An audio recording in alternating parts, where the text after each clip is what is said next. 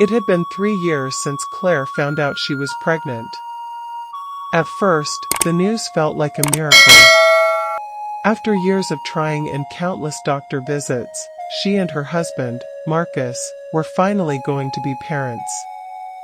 But as the months turned into years, their joy was replaced by confusion, fear, and frustration. The first 9 months passed uneventfully. Claire felt the baby kicking, growing stronger with every passing week. But when her due date came and went, she didn't go into labor. The doctors ran tests, reassured her, and asked her to wait. At first, she believed them. By the 12th month, Marcus's patience began to fray. "Why is this happening to us?" he would mutter under his breath, pacing their small living room. Claire could feel his frustration growing each day. She tried to stay calm, but the whispers from neighbors and the silence from the doctors weighed heavily on her. One evening, Claire sat alone in her bedroom, staring at her swollen belly. The house was eerily quiet. She could hear Marcus outside, talking on the phone. His voice was low, but she caught snippets of the conversation. 3 years, it's unnatural, maybe I'm cursed. Her heart sank. She clenched her fists, trying to hold back tears. The next morning, she went to see Dr. Allen, the family doctor who had been with them since the beginning. She sat in his office, her hands trembling. "Dr. Allen, please. I can't do this anymore," she said, her voice cracking. 3 years. 3 years, and I'm still carrying this baby. Marcus is losing hope. I'm losing hope. Please, tell me the truth. What's wrong with me?" The doctor leaned back in his chair, looking at Claire with a mixture of compassion and helplessness. "Claire, I've reviewed every test we've done. Your baby is healthy. You're healthy. I wish I had answers for you, but I don't. This is unlike anything I've ever seen." Tears streamed down Claire's face. "Then do something. Induce labor, a surgery, anything. I can't live like this anymore. My marriage, my life, it's falling apart." Dr. Allen sighed. "Claire, I understand how difficult this is, but forcing the baby out could risk both your lives. I need you to hold on a little longer. Miracles happen when we least expect them." Claire left the clinic feeling more lost than ever. When she got home, Marcus was sitting on the couch, scrolling through his phone. He barely looked up when she walked in. "What did the doctor say?" he asked, his tone flat. Claire hesitated. "He said, everything is fine. We just need to wait." Marcus scoffed, throwing his phone onto the couch. "Wait. Wait for what, Claire? For you to be pregnant forever? Do you know how ridiculous I feel when people ask me about the baby? 3 years, Claire. 3 years. Marcus, I'm trying." Claire shouted, her voice shaking. "Do you think I want this? Do you think I want to be a walking sideshow?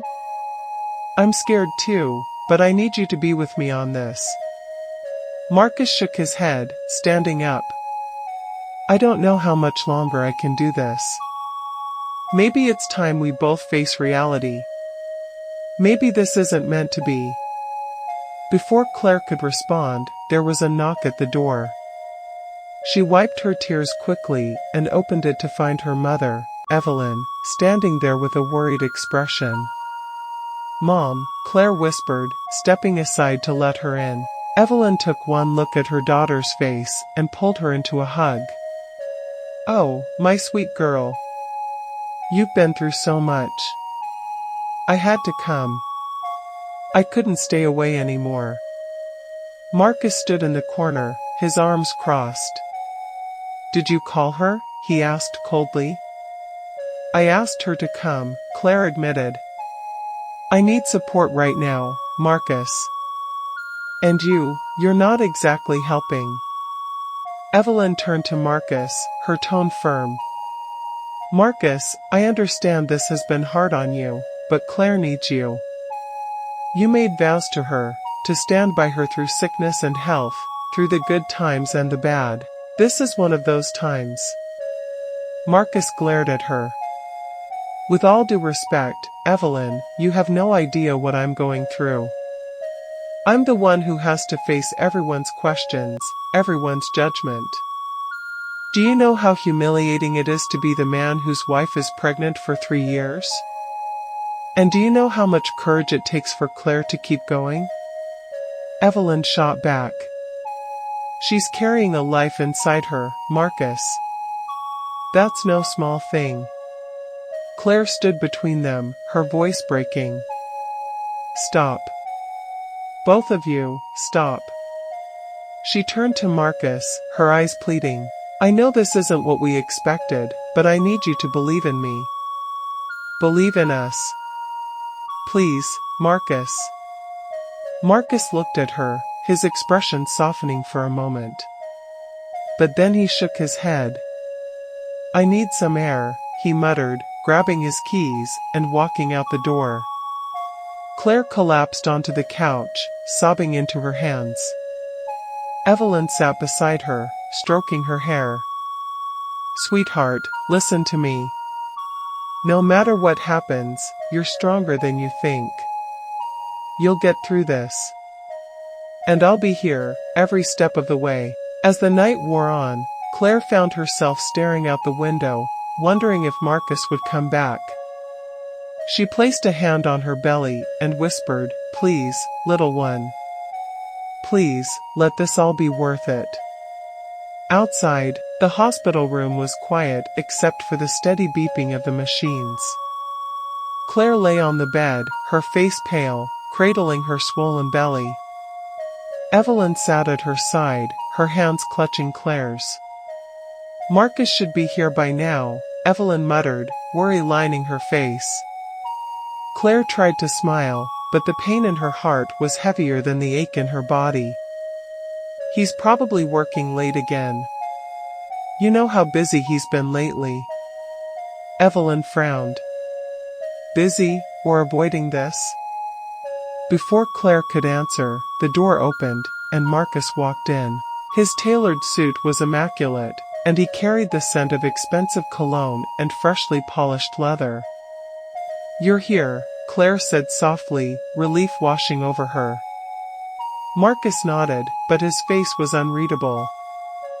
How are you feeling? Claire hesitated. The doctor said I might need surgery soon. They think the baby's in distress. But Marcus, it's been 3 years. What if? Her voice broke. Marcus's jaw tightened, but he avoided her gaze. Let's not jump to conclusions. The doctors will figure it out. Evelyn stood, crossing her arms. Marcus, don't you think this situation is beyond strange? No woman should be pregnant for 3 years. There's something unnatural about this, and you know it. Marcus shot her a sharp look. Enough, Evelyn. This isn't the time for your superstitions. But Evelyn wasn't deterred. Superstitions? Marcus, this isn't normal. How can you stand there and act like this is fine? Something isn't right. That's enough. Marcus snapped, his voice cutting through the room like a blade. I'm doing everything I can for this family. Don't act like you know better. Claire flinched at his tone, but Evelyn wasn't intimidated. She stared at him, her eyes narrowing. There's something you're not telling us, she said slowly. Marcus ignored her and turned back to Claire. I'll be back later.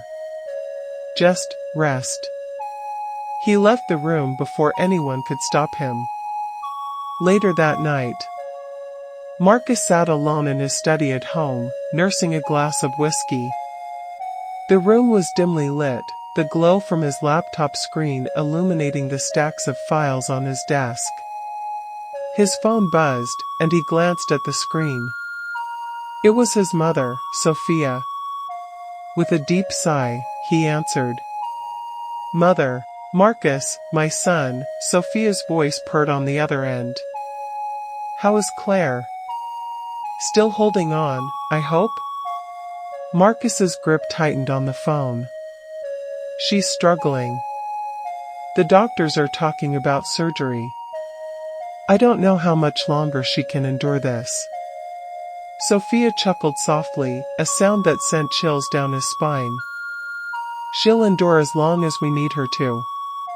You know that, Marcus. The longer that child stays in her womb, the more blessings will come our way. Look at your life now. Your business is booming, your wealth has tripled. This is the price of prosperity." Marcus closed his eyes, guilt and anger warring within him. "Mother, this isn't what I wanted. I didn't agree to this." "You didn't have to agree," Sophia said coldly. "I made the pact for our family.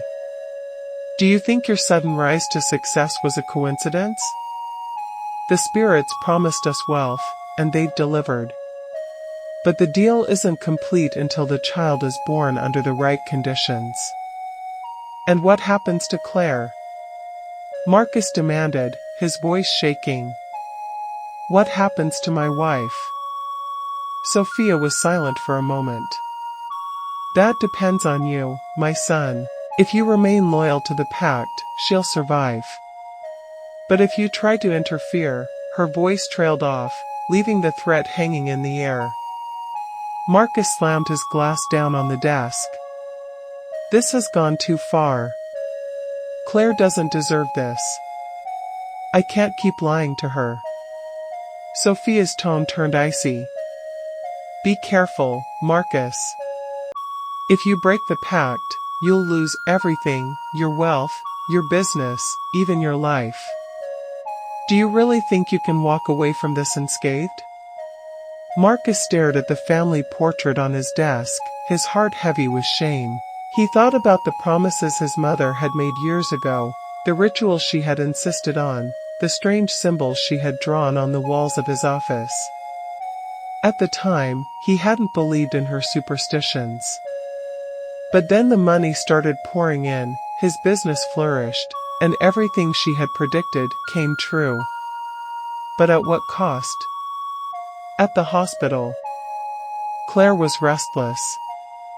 Something about Marcus's behavior felt off, and Evelyn's words kept echoing in her mind. "Mom," Claire said quietly, "do you think Marcus knows something he's not telling me?"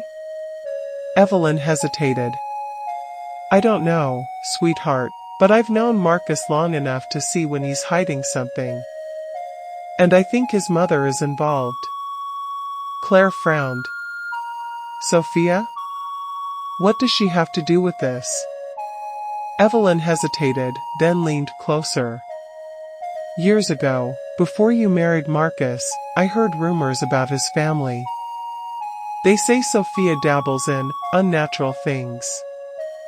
Witchcraft, rituals, things that bring wealth and power, but at a price."